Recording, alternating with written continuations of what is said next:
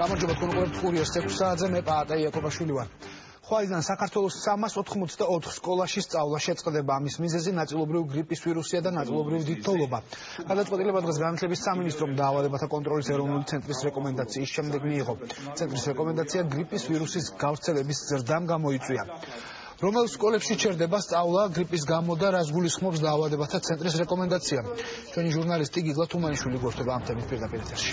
დიახ, განათლების სამინისტრომ უკვე მიიღო გადაწყვეტილება მთელი საქართველოს მასშტაბით მომდევნო 3 დღის განმავლობაში სწავლა იქნება შეწყვეტილი 180 საჯარო სკოლაში. ეს შეეხება როგორც რეგიონებს, თბილისს, მე შემიძლია ჩამოვთვალო რეგიონები: გურია, აჭარა, ცხეთამთიანეთი და კახეთი. ეს არის ის 4 რეგიონი, სადაც სასწავლო პროცესი შეწყდება.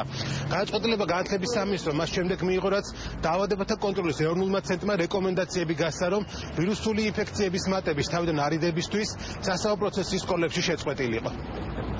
აკურებთ მონაცემებს, როგორც დილის ცვლის მოსწავლეების დასწრებასთან დაკავშირებით, ასევე მეორე ცვლის მოსწავლეების დასწრებასთან დაკავშირებით. მოგეხსენებათ, მეორე ცვლში ძირითადად არიან დაწყებითი კლასის მოსწავლეები, ამიტომ უფრო უარესი მდგომარეობაა დასწრებასთან დაკავშირებით მეორე ცვლში, ვიდრე იყო დილანდელი მონაცემები და აი ამ 5 საათის მონაცემების შედეგად შემიძლია გითხრათ, რომ ფაქტურად 180 სკოლაა ისეთი, სადაც დასწრება იყო ძალიან ცუდი და ფაქტურად გადააჭარბა ამ 20%-იან ნორმას, ამიტომ შესაბამის გადაწყვეტილებას მიიღებს განათლების და მეცნიერების სამინისტრო და 3 დღით ამ სკოლებში გამოაცხადებს არ დადაგებს გაცდენილი საათები უკვე ადაზღაურდება შაბათი დღის ხარჯზე.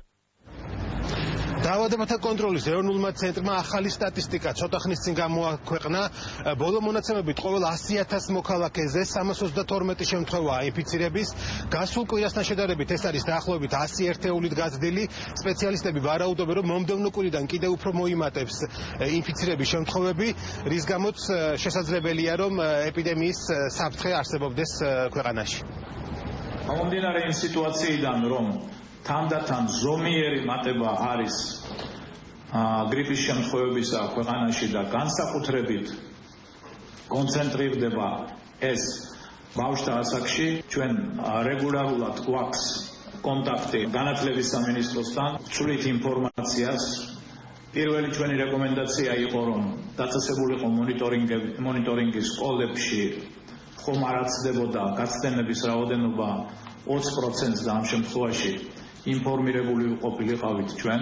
ჰქონდა კონსულტაციები და მივიღეთ გადაწყვეტილება, რომ გამოვიდეთ რეკომენდაციით და მივმართოთ სასკოლო და ზოგადად საზმრგდელო დაწესებულებებს, ხელოვნებაში მაქვს მე ასევე ბაგები და ბაღები, რომ გამომდინარე სიტუაციიდან თუ მათ სკოლაში ან ბაღში 20%-ს ცილდება გაცდენების მაჩვენებელი, პრევენციულად მინიმუმ 3 სამუშაო დღის დღით შეწყდეს სწავლა. გრიპის გავრცელება სავარაუდოდ მოიმატებს მთელ საქართველოს ტერიტორიაზე, მაგრამ ვფიქრობ, რომ ეს არ იქნება რაიმე კატასტროფული, ანუ ჩვეულებრივი მატება, ალბათ ჩავეტევით ტიპიური სეზონის მიმდინარეობაში.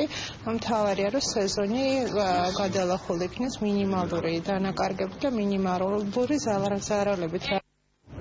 როგორც უკვე გითხარით, 180 საჯარო სკოლაში ხვალიდან სასწავლო პროცესი მთლიანად შეწყდება. ორშაბათიდან სავარაუდოდ განახლდება სწავლის პროცესი. განათლების სამინისტრო ამბობს, რომ გაცდენილი საათები მოსწავლეებს უქმეების ხარჯზე აუნაზღაურდებათ. დიდი მადლობა გიგლა თუმანიშვილი.